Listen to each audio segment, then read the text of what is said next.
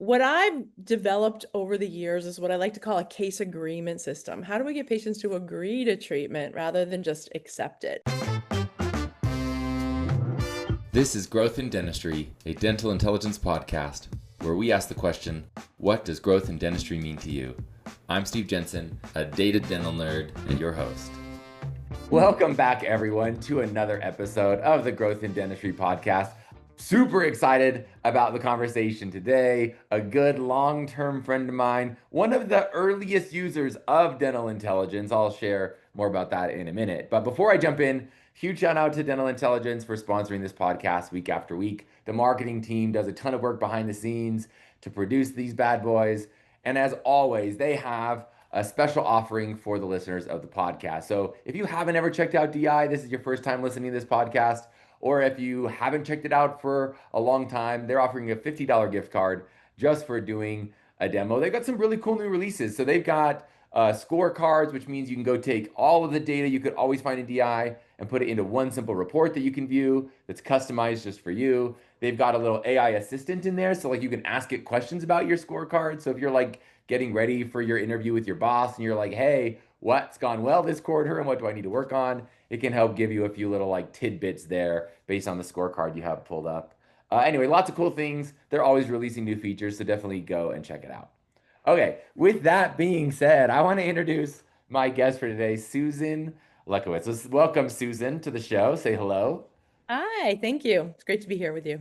If you guys haven't met Susan, Susan has been coaching for the last 16 years. So she's been doing this a long time. And before that, pretty traditional. She was doing the assistant role, got graduated as a hygienist, was a hygienist, and she was there clinically working for 20 years before she stepped in to her coaching role. I'm a particular big fan of hygienists. My wife's a hygienist, so I'll always have a sweet spot for a hygiene turned coach. And here's what I'll share. I said this earlier in my introduction, but Susan was one of the very early adopters of dental intelligence. So DI, like we barely had dashboards in 2015, and that is when Susan started using it. Before that, I mean, Susan, you can speak to it. Before that, she was doing spreadsheets. She was pulling a lot of manual data out of the practice management software. And we are wildly grateful for Susan's support over the last 10 years. That's crazy. It's been 10 years because we were just itty bitty when Susan started working with us. And now we've got over 10,000 practices, which is wild. Wow, it's amazing. So Susan, welcome to the show. Thank Um, for the listeners, I wanted to frame the episode this way. I brought Susan on for a very specific reason.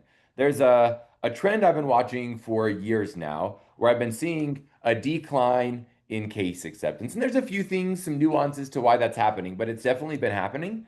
But specifically, the thing I want to talk about today is kind of some nuts and bolts on a very obvious problem to be solved.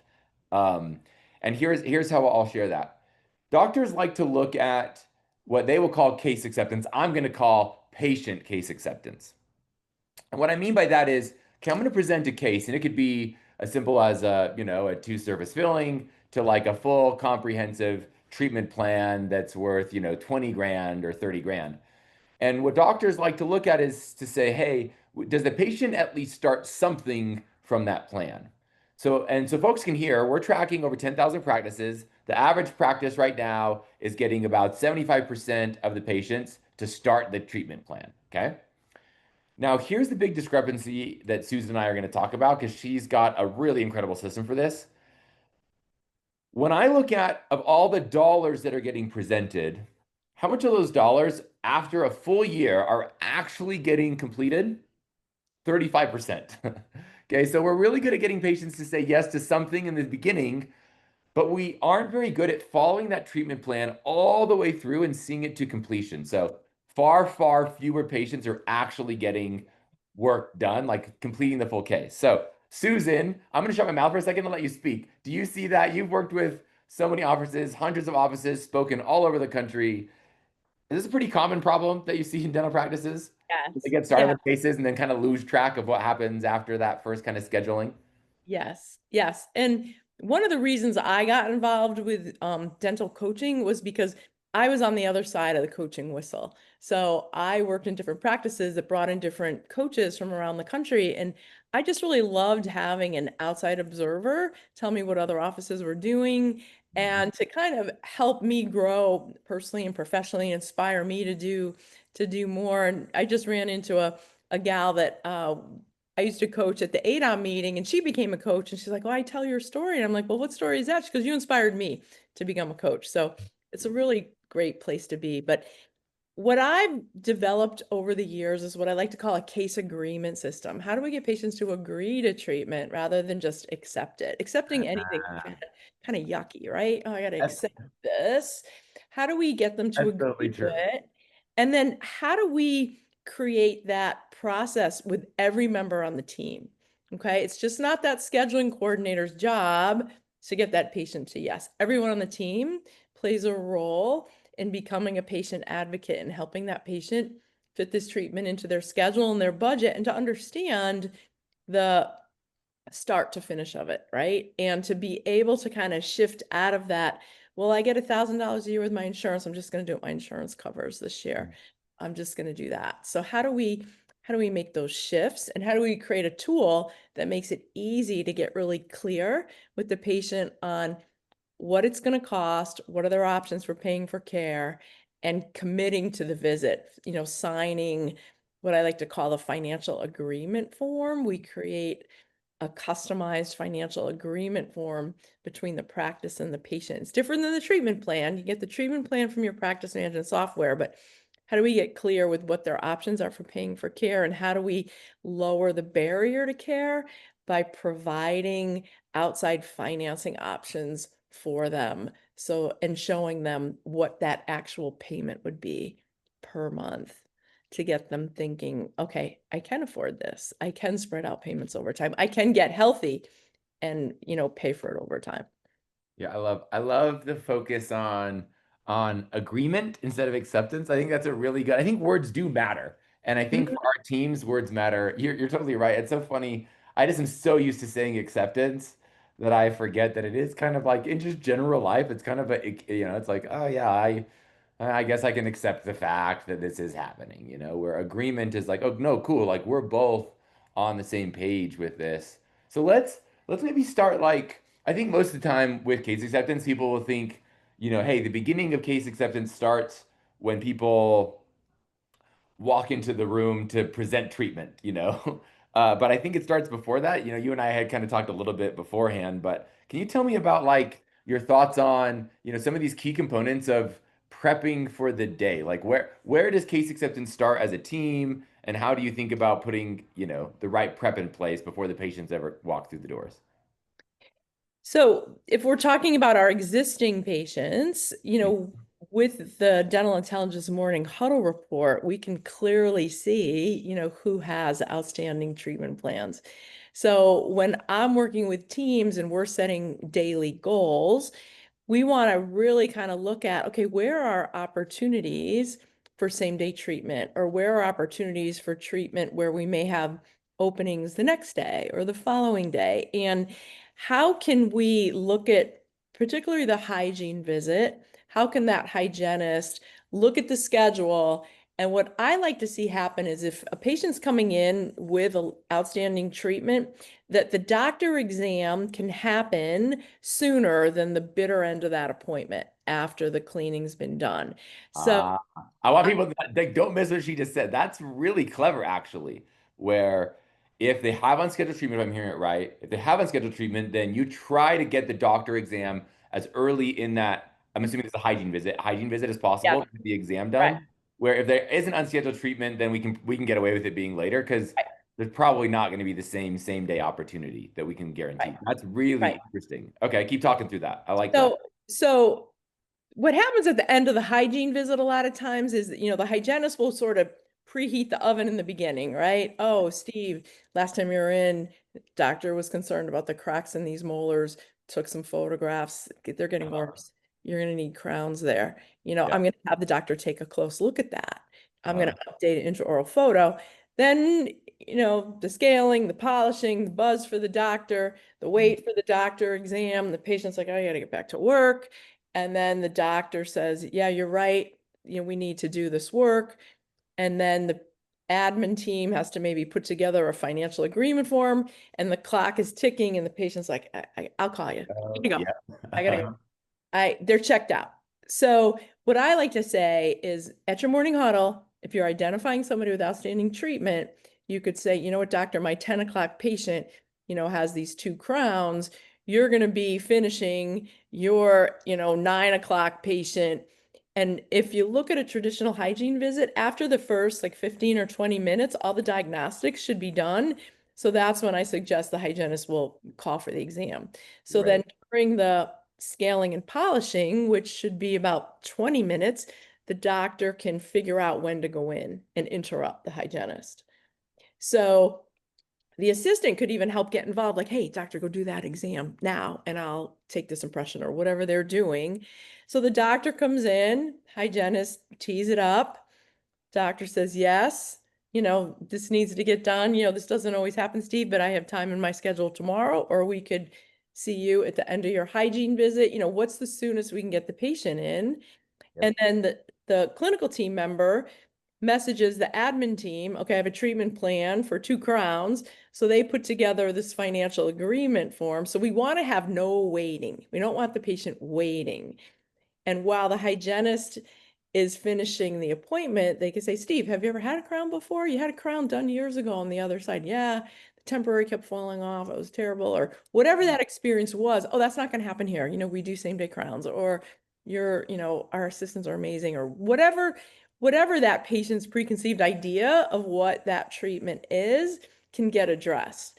Right. And oh my God, you're going to love this beautiful new crown you're going to get. We have the best lab, or we designed the crowns here. We're going to take great care of you. So then when the handoff goes to the admin team member, it can go very smoothly. Okay, Steve's ready to schedule those two crowns. Okay, here's what I can share with you, Steve. The cost is $5,000. We expect your dental benefit plan to pay 1,000. This is your out of pocket.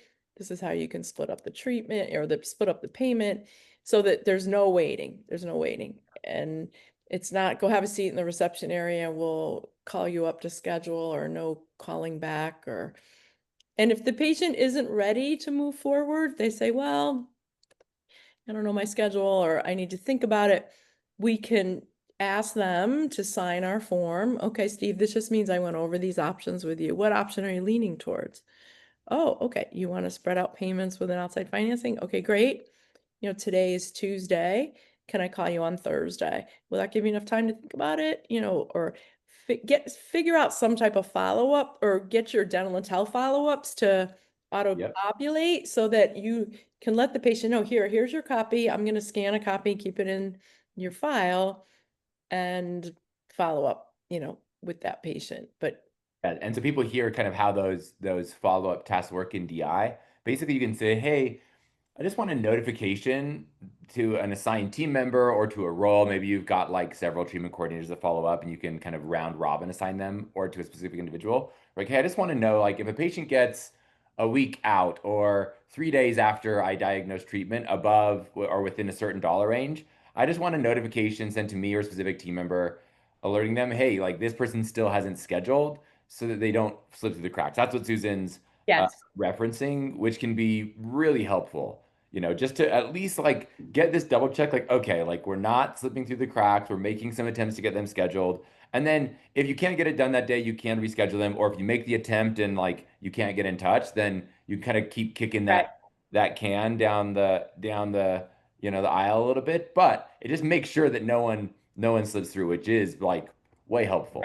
Right. And what really is powerful for the team members that are doing these follow-ups is to see their results. Yes. Because, sometimes you feel like, oh, I'm making all these calls, and it's not, it just feels like a lot of cold calling, but you can really see, oh, this team member brought in $10,000 worth of restorative care, Uh-huh. in this month. So I love that. And it also, in our coaching programs, we talk about collaborative accountability. How do we collaborate with the doctor and the team leads on holding the team accountable? Because so many times we hear like, well, we're making the calls, we're printing the list, and we really don't know, right? And it's a way to kind of to track success, celebrate success, and see what's actually happening, in the Yeah, practice. in fact, I'll share my wife, who's a hygienist. When she was using DI, they found my wife's one of these like odd individuals that she likes making phone calls to people. I know that's can be a rare breed, but if you get one in your office, definitely like hold on to them, especially if they're good. So my wife, as a hygienist, you guys can imagine how this goes. Like typically when something falls through in the schedule, she'll kind of like help around, maybe help with some sterilization, maybe help clean or organize something. Like she doesn't like to sit on her hands. She likes to actually do some work. But they found that if my wife would do unscheduled treatment follow-ups, the on average for every call she would make, she would get $162 scheduled. So they were like, dang, like if she's making 30 calls in an hour, then Yeah, we're gonna pack the doctor's schedule and we're happy to pay her her hygiene salary for that, like, 45 minutes, 50 minutes of sure. calls when one of the hygiene patients falls through. Now, in general, we don't want hygiene patients to fall through, but for them, like you said, like the ability to track and kind of see, like, okay, what's actually happening from these, they realized, oh, it's really helpful for the business and it's worth our kind of time and effort to point her that direction. So, And some people are good at influencing others, right? And uh, a team member could say, "Well, what do you say? Tell me what you say, and I'll just say what you say." yeah, Because obviously what you're saying is is working. working. And it Uh, also, I think, lets patients know, like, this is important. This is not just something we're gonna watch or we're gonna wait on or monitor. We're gonna let you know we're still worried about this, and it's important that you come in. So, So talk to me through. I like the idea. One of the things I'm just going to say out loud so that I had an aha moment so that listeners hear it as well. I mentioned I really like how you're bringing the exam forward in the hygiene visits, functional treatment, so that in my mind it was like exclusively so that we could maybe get some same day treatment yeah, schedule. For that reason it works, but I like how you highlighted there's also steps that happen after the patient said yes. We're trying to get to this agreement, right? And I like how you said making sure that the patient's not like waiting for that financial arrangement to get prepared. Like, I like that, like, we can have that exam earlier. So then the conversation, we get to like, okay, we are gonna have this conversation. And then we can trigger that to the team member, up yep, at the front, whoever's having that to start getting the work done for the convo. So then when the patient comes, they're never sitting around. I thought that was a really right. thoughtful way to think about the experience and for sure is going to impact conversion because it's like, oh, cool, they're ready to rumble. I'm not sitting here wondering like, hey, like I think all the work is done. Like the hygienist cleaned my teeth and Yeah, I'm ready to yeah, yeah. leave. So that's And very smart. yeah. And I think too, if you want someone to consider staying, same day service, coming back in an hour, it gives them time to think about, okay, let me send a text to my coworker and see what's going on at work, or, I can stay, or it just lets them process it a little bit more. Like, well, let me think about this. Okay, I'm already here, why not? Why not just get this done? I won't have to worry about it. The hygienist can encourage the person, you're here already. It's just going to take another hour or whatever. It just helps, like you said, like give them more time than it's at the end of the visit and I've already, I want out of here kind of thing. Yes. Okay, I think that gets us through like a pretty good idea of like that prep before the appointment. You kind of Yep. talk through the flow of the patient through the way the hygienist is going to prep them for the conversation with the doc. Doc's going to come and do exam. Doc's going to trigger an alert for the team to work on that financial conversation to get to agreement. And then, hopefully they're going to schedule and then, come back. Will you talk me through maybe the next, I think, question would be, how can I go and like analyze that process? What numbers do you like to go look at, Susan? Like when you go look at a practice, how do you understand like, okay, where are there any break points in this process that you can, help as a coach or, as a practice owner or office manager? Like where can I go look to start discovering like is my process good and where might I go like improve things? What numbers are you looking at? So I like to look at how much treatment's getting diagnosed, right? Because we can't produce it if we don't diagnose it. So Uh-huh. you could have 80, 90% case acceptance, but you could be diagnosing in a very low numbers, or Yeah, diagnosing. I'm going to say this. I want people to hear this. uh, there's an inverse relationship between how much you diagnose and the dollars that are getting accepted. So a lot of times people look at Right. the benchmarks and be like, "Oh, okay, I'm like one of the top diagnosers. I think the top." the higher GP dentists are diagnosing like 20 something hundred, I think high 2000s per exam. And on the low end, they're diagnosing like five or $600 per exam. And a lot of times people will look at the case acceptance numbers and be like, oh man, like I'm diagnosing a lot, but my case acceptance is, 40%. But it looks like the best performers, quote unquote, are like 67%, when in reality, the ones that have like the super, super high dollars in general, now there's some caveats here, in general, are the people who are under or like very, like they're very, very, very conservative in their Right. diagnosis. Right. But the caveat there is, I just want to point out, there are people like Susan who can come in and show you, like, hey, here are the gaps in your process, and we can have a good comprehensive diagnostic Right. habit in the practice and get excellent case acceptance results. So I want to make sure I call that out as well. So, okay. So, sorry. So, you look at Okay. how much you're Well, we diagnosing. have to look at all three metrics, right? Cool. Diagnostics, how many patients are saying yes, so Yep. case acceptance, and then what percentage of the dollars.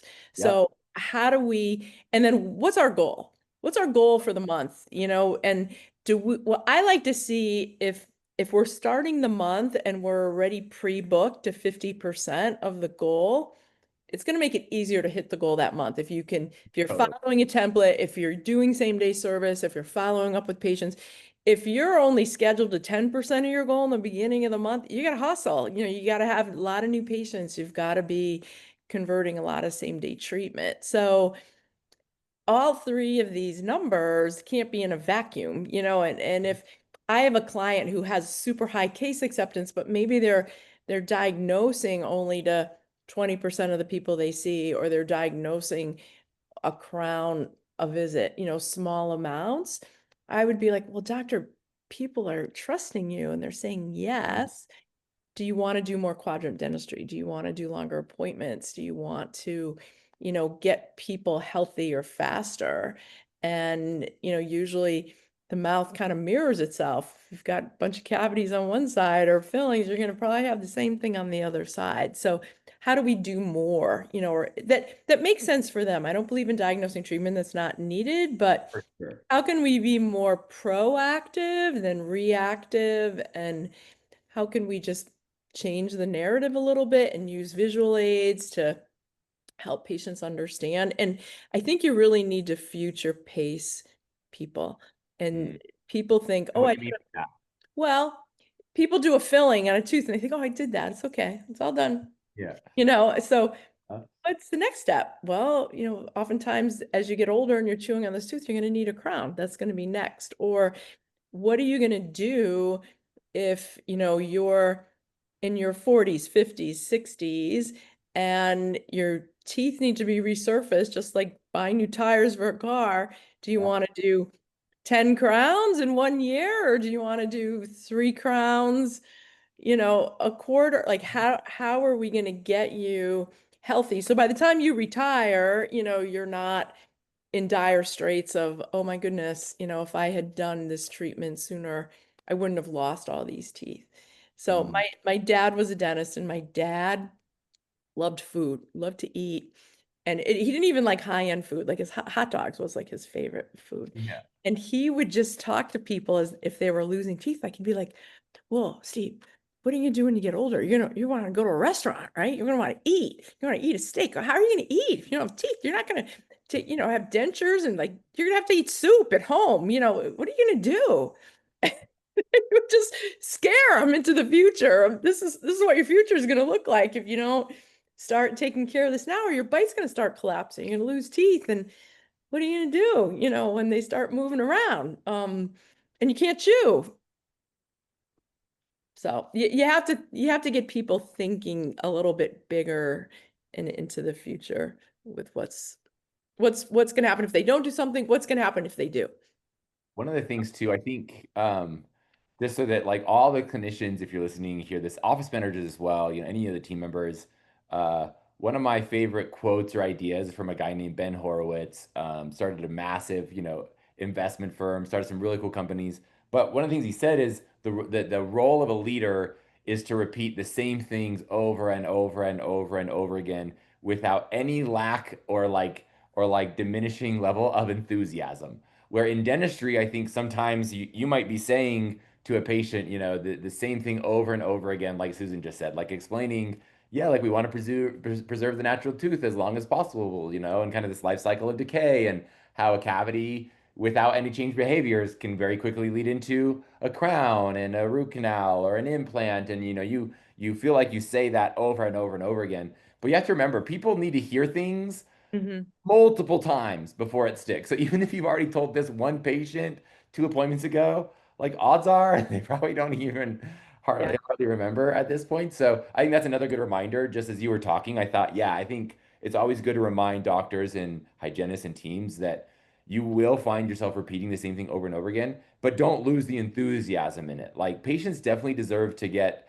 like they deserve to be presented like the best possible options for their health. Like I want that. I want to know Right. from my Right. current dentist, like, hey, Right. want a smile I'm proud of that's healthy. What are my Right. best Right. options? And if Right. they didn't have cavities, there are still things they can talk to me about. Like I know they're going to CE courses. Like tell me there's something you learned. Is there some cool new toothpaste I can use that might have regenerative something or other, that I can try? Like who knows? But like I think those things, if you're a clinician and you're excited about something, I think talking about that is also like critical. People sense energy in your role, and I think that's a big deal too. So keep that enthusiasm high, despite the fact, like acknowledge I'm going to say the same thing over and over and over again for 35 years of my career, however long you practice dentistry, but keep the enthusiasm high. Okay, Susan, let's see.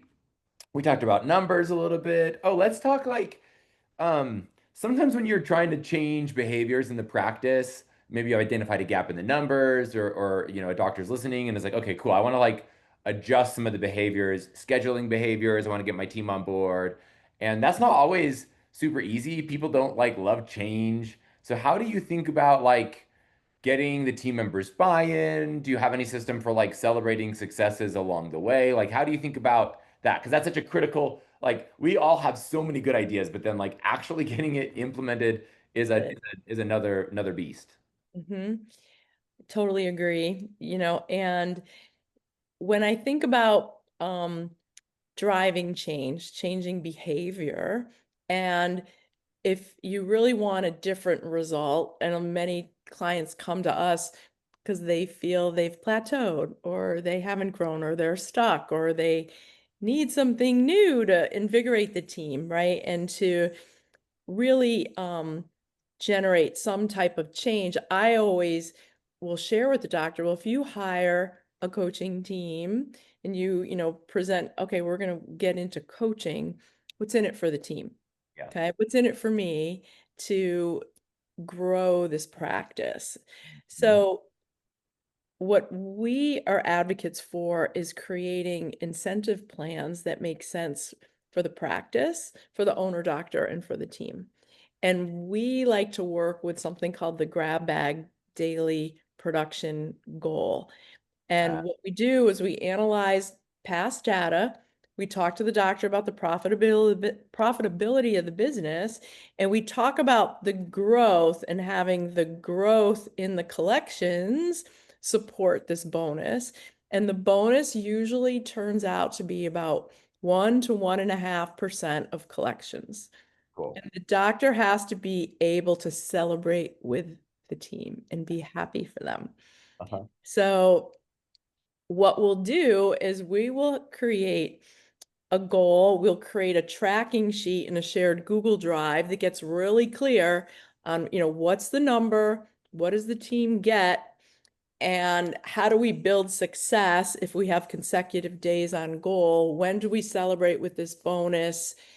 And what are the rules around it?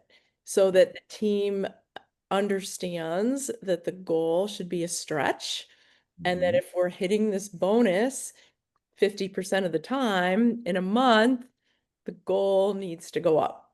So Yep. we incrementally raise the goal according to what's been happening, in the past. And what we can also do with this is create accountability and create team kind of buy-in with it. So we create some simple rules around it. So let's just say some team members don't show up on time for morning huddle. And Happened. It Payday happens, happens. right? And, doctors get tired of having those conversations, right? Documenting, you're late again, Steve, we start huddle at 7:45. So we can say, well, if you're not here at 7:45 to start the huddle, you're not going to be able to participate in the grab bag bonus that day.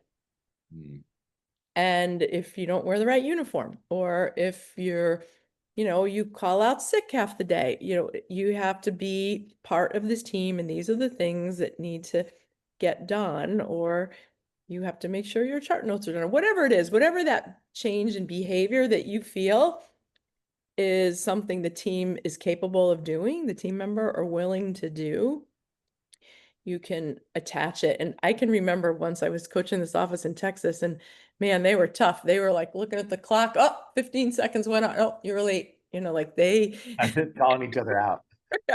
they were like loving the fact that we had some rules. Yeah, We people do love rules to play had in. some rules, and um and it's just a fun way of, this becomes a focusing tool for the team.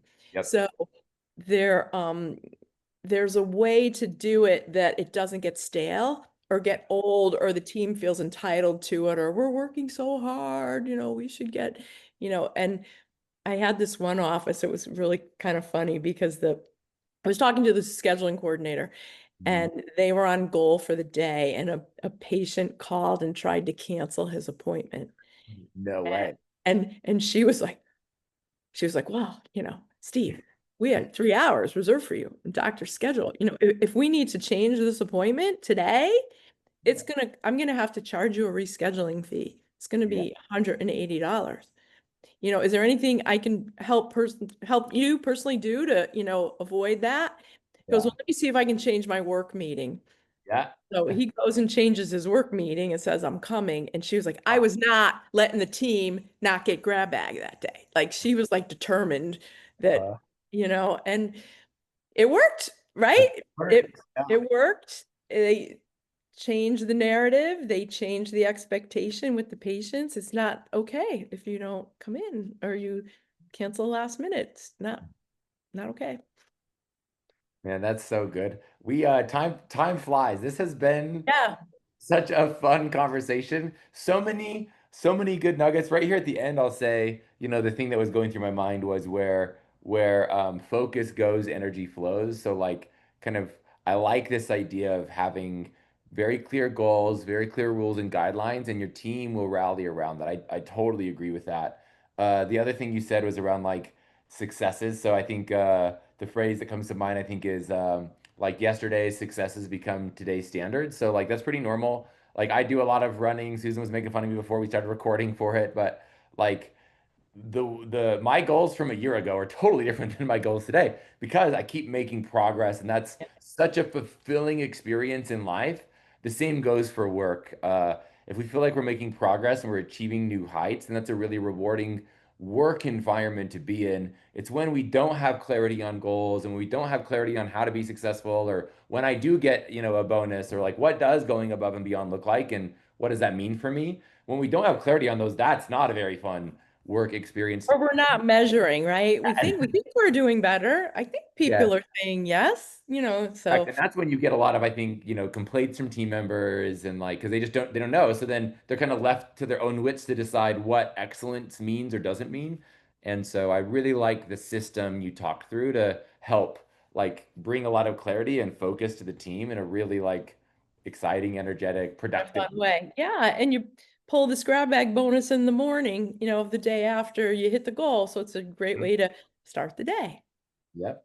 So, Susan, we're going to wrap things up. I always Okay. ask everyone the same question to end, which I will here in a second, but I want listeners to know like Susan is amazing. Uh, we are throwing a few things in the show notes for people to be able to go grab. So, number one, you can actually schedule a call with Susan. You still do snapshots, right? So, you can like, Yes. not using DI, you can go install it and she'll do a review call. I don't know if you want to explain that more. Yes.